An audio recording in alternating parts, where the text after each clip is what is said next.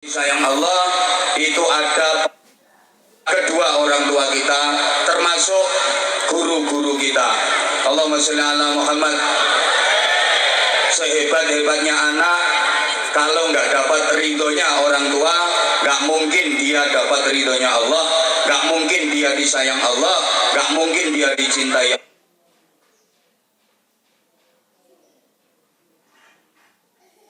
Cintai Allah, nggak diridhai Allah, alamat akan menjadi orang yang celaka dunia akhirat. Naudzubillah min. Naudzubillah min. Maka pesan saya, meskipun sementara waktu panjenengan semua secara zahir jasad jauh dari orang tua, tapi secara batin hati harus tetap nyambung kepada orang tua, harus tetap birrul walidain, harus tetap memuliakan orang tua, minimal terus dan terus mendoakan orang tua, insya Allah diberi keberkahan. Saya udah sering sampaikan, selamanya anak nggak mungkin bisa membalas budi orang tua, apalagi membalas jasa. Karena apa? Mbok gak direken no. Gak ada orang tua, gak ada kita, betul? Samene ada yang ono sing meletek toko watu, ono sing moro-moro gedabuk ceblok toko langit, gak ada. Orang tua merawat kita lama. Kita kalaupun nanti merawat orang tua gak akan lama. Orang tua merawat kita, itu yang dinanti-nanti, yang ditunggu hidupnya kita, yang diharapkan hidupnya kita. Tapi kita kalaupun nanti merawat orang tua, itu cuma nunggu matinya, betul? Orang tua tuh mau gantiin sakit anaknya, tapi anak gak bakal mau gantiin sakit orang tuanya. Coba, yang udah jadi orang tua pasti merasakan, punya anak kecil demam, batuk, pilek, ini orang tua semalaman gak tidur demi nungguin anak, nangis berdoa kepada Allah, ya Allah biarkan saya yang gantiin sakit anak saya, yang penting anak saya sembuh, betul?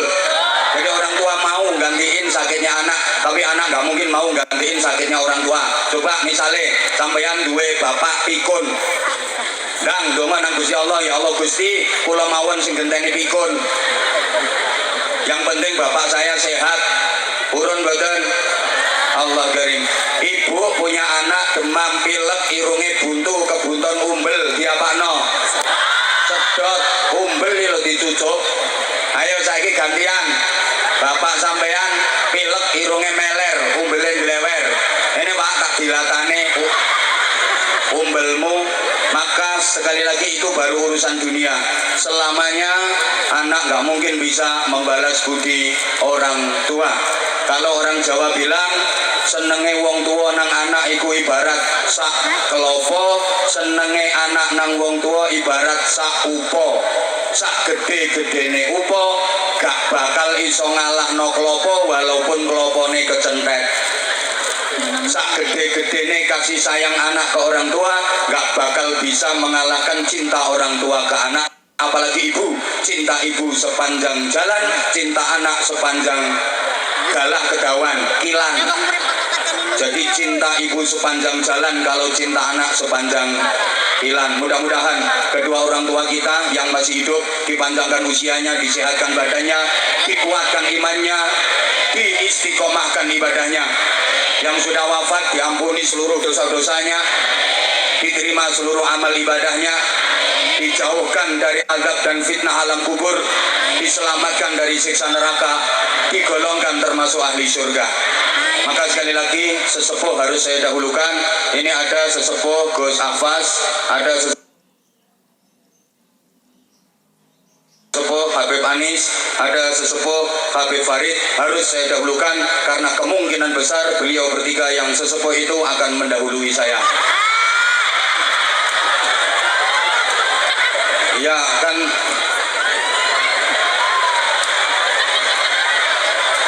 ya walaupun mati itu rahasia ilahi, gak ada yang ngerti kecuali Allah. Gak bahaya. Bisa jadi Gus Afas duluan, saya belakangan, atau sebaliknya saya yang belakangan, Gus Afas duluan. Yang jelas Mati itu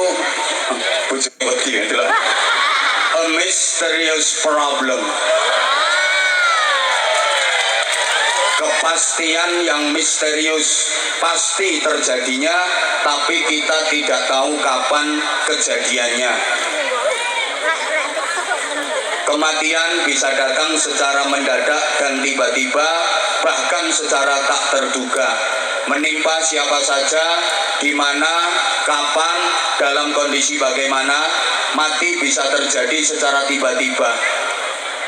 Kayak orang yang mati kecelakaan, itu kan kematiannya tak terduga, datang secara tiba-tiba, betul? Saya pernah ngalami, ngelihat sendiri maksudnya, saya menyaksikan dengan mata kepala saya sendiri. Ada teman saya yang ngalami kejadian itu, membuktikan bahwa mati bisa terjadi secara mendadak, tiba-tiba dan tak terduga. Lagi nelpon, dia asyik tekek teleponan, lagi nelpon, subhanallah, nelpon belum selesai mati mendadak karena paketannya habis. Gak bahaya. Jadi dia kaget, mati, ternyata paketannya habis. Ini kan bukti bahwa kematian itu bisa terjadi secara mendadak, tiba-tiba dan tak terduga. Ada orang di kali, mancing di pinggir kali, dia mancing sambil merokok, kebal kebul, karena dia termasuk ahli hisab. Sambil mancing dia merokok, rokok satu batang dihisap belum habis, jatuh ke kali, mati. Iya, rokoknya. Mati itu tidak ditentukan oleh takut dan berani. Bukan berarti yang berani mati duluan, yang takut belakangan. Enggak, yang ditentukan oleh takut berani itu sunat. Iya, kalau sunat itu yang berani sunat duluan, yang takut belakangan. Kalau mati enggak. Bukan berarti yang berani mati duluan, yang takut belakangan, enggak. Kadang-kadang yang berani maju perang, enggak mati-mati, malah bisa membunuh banyak orang. Yang takut wedi ngungsi, mati disian mergo kebom. Coba yang tua sama yang muda matinya duluan yang mana? Enggak mesti. Enggak mesti. Ada enggak cucu mati lebih dulu daripada mbahnya? Nah iya, yang hidupnya hati-hati sama yang hidupnya biayaan, matinya lebih dulu mana? Enggak mesti. Kadang yang biayaan naik motor di jalan raya, itu jalan itu kenceng banget, 180 km per jam, hampir 200 km per jam, weng, nyelempit nunggunya teleler terbis, selamat orang mati. Yang hati-hati naik motor melaku 20 km per jam, moro-moro diambung teleler. Halo, yang udah nikah sama yang masih jomblo, matinya duluan yang mana? Enggak mesti. Maka tadi dihibur sama Habib Anis, Anda jomblo jangan bersedih hati, karena jomblomu bukan karena enggak laku, hanya karena enggak ada yang mau.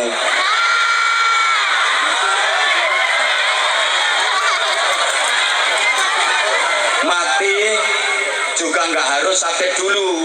Masyarakat kita itu umumnya kalau mendengar ada berita kematian, pertanyaannya hampir sama, sakit apa dia, kok mati? Seakan-akan mati itu harus sakit dulu, padahal syarat mati nggak harus sakit, betul? Betul? Orang sehat, seger kewarasan, segar bugar, mati mendadak, ada apa enggak? Kurang semangat. Orang yang sehat, seger waras, mati tiba-tiba, mati mendadak, ada apa enggak? Ada apa enggak? Nah, bisa jadi selama saya ngaji ada yang enggak merhatiin omong-omong dewe, nanti akan mati mendadak.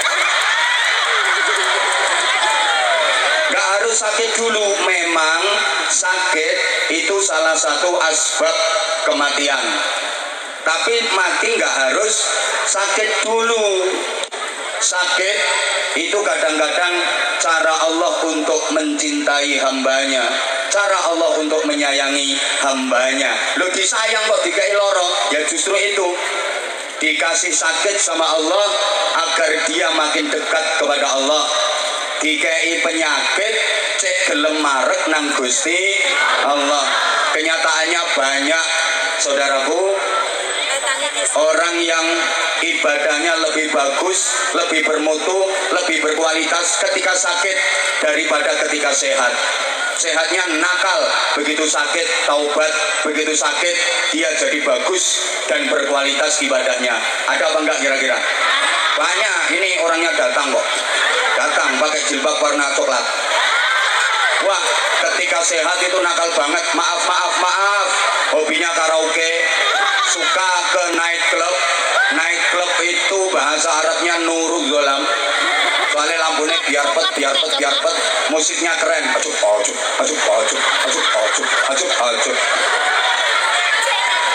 Nah, ini bocahnya nopo-nopo. Ketika sehat maaf nakal, begitu sakit dia rajin ke musola, dia rajin ke masjid. Jadi ada orang mau ke masjid ke musola nunggu gering itu ada. Waktu sehat maaf dia banyak duit tapi bakhil. Ada kotak amal keliling tadi, masya Allah 5 NT. Padahal kalungnya gede gelangnya akeh. Ada apa enggak? Ada lah itu kudung pingin. Gelangnya kerompyong 5 NT pelit. Maaf, ketika masih sehat banyak duit pelit, tapi begitu sakit jadi loman, jadi ahli sedekah. Di kampung-kampung itu banyak loh, banyak ono wong janji loro selamatan, tapi nek waras gak tahu selamatan. Sampai tonggo-tonggone niteni kok suwe yo gak gering, soalnya wis suwe gak ono selamatan. Sorry, ada orang yang waktu sehat nakal, lambene lho dermimil, misuan, ketemu konco miso, ketemu wong miso. Maaf saya nggak berani mencontohkan, mungkin Habib Anis bisa.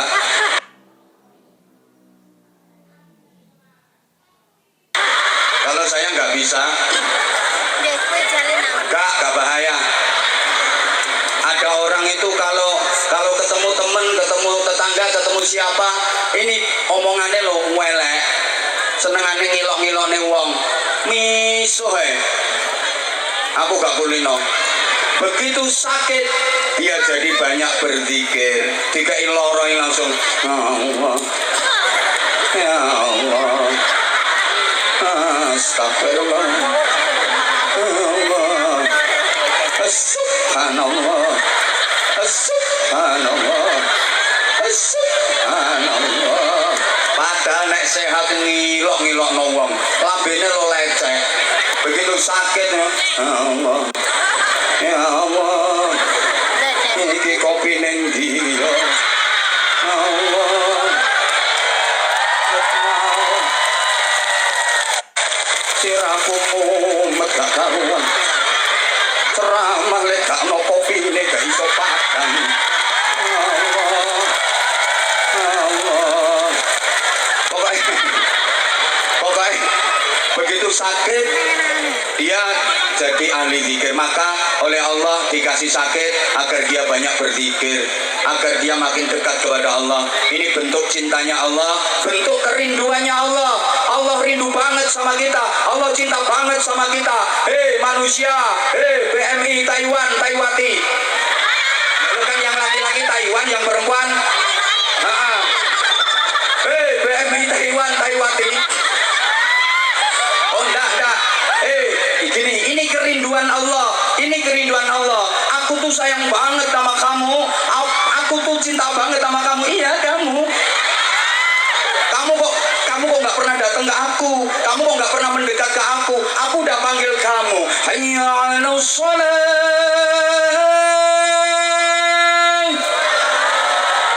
Sorry, aku nggak berani nerusin. Takut nyaingin beliau. Bahkan bisa jadi beliau nggak laku gara-gara suaranya habis. Biasanya kan malam. Tadi maaf ada tersendat dikit. Gara-gara beliau kan biasa konser.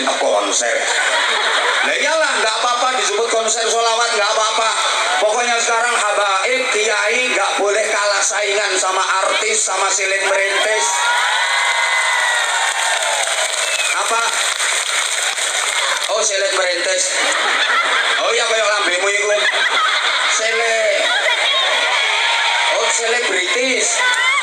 selet merentes. Sama penyanyi-penyanyi nggak boleh kalah saingan. Maaf, kalau artis, sorry, punya fans, habaib kiai juga harus punya fans. Kalau artis punya penggemar, habaib kiai harus punya penggemar. Dan penggemarnya Habib, penggemarnya kiai nggak boleh kalah sama penggemarnya artis, sama penggemarnya kiai. Kalau artis punya acara dangdutan, habaib kiai punya acara sholawatan pengajian, maka jamaah sholawatan pengajian nggak boleh jumlah jamaah dangdutan. Dan hari ini dibuktikan di Taiwan bahwa jamaah pengajian nggak kalah rame, bahkan menang dibanding dengan konser dangdutan.